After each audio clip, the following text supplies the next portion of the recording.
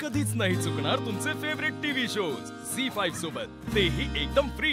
निशी, गोळी घेतलीस ना बेटा? चल आपण निघूया मग आता। आलो, चला डॉक्टर। का केलं तुम्ही सगळं?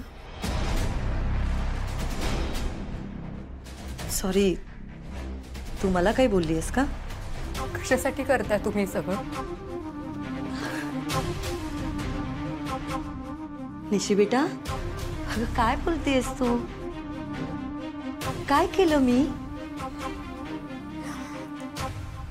तुम्ही कशाबद्दल बोलतेय तुम्हाला चांगलंच माहिती आहे।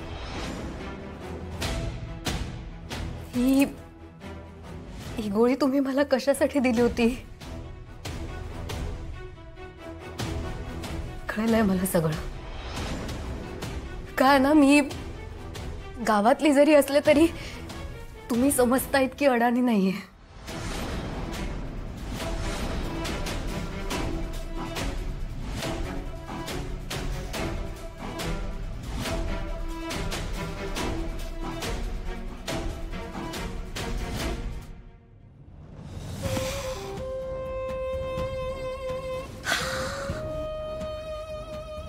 Very good. चला, आता तुला समजलंच आहे तर माझं काम सोपं झालं। गोळी घेतली आहेस ना तू? मग आता तुला कोर्स पूर्ण करावाच लागेल। का करताय तुम्ही सगळे?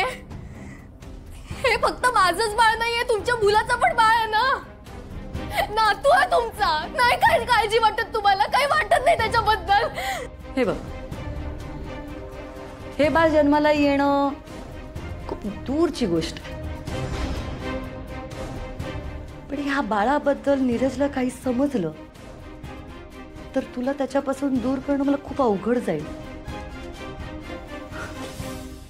तू नीरजच्या आयुष्यात मला तेव्हाही नको होतीस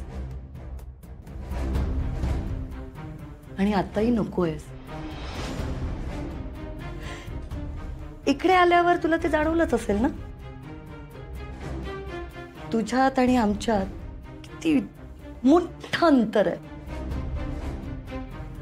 आमच्या सोसायटीत, आमच्या फॅमिलीत मिसफिट आहेस। माझा मुलगा तुझ्यापेक्षा बेटर लाईफ पार्टनर तो डिझर्व करतो, समवन लाईक निकिता। पण त्याच्या मूर्खपणामुळे तू त्याच्या आयुष्यात आलीस। मग का लावून दिलं आमचं लग्न? अगं नाईलाज होता। सुरुवातीला मी तुमच्या प्रेमाच्या विरोधात होते। तुझ्यापासून नीरजने लांब राहावं यासाठी मी खूप प्रयत्न केले, पण तुझ्यामुळे तेव्हा माझा मुलगा माझ्यापासून दूर गेला, कारण तो तुझ्यात अडकून पडला होता। म्हणून मी तुमचं लग्न तर लावून दिलं, पण आमच्या सोसायटीत त्याचा गाजावाजा नाही केला, कारण मला माहिती होतं तू इकडे आल्यावर तुला तुझी जागा आणि नीरजला त्याची चूक नक्की समजेल। आणि जे आता खरं होताना दिसतंय, नीरजला आता कुठे जाणवायला लागलंय की निशी एक गावंढळ, बेअक्कल आणि बावळट मुलगी आहे, जी त्याच्यासारख्या हाय क्लास सोसायटीतल्या मुलाला अजिबात सूट करत नाही।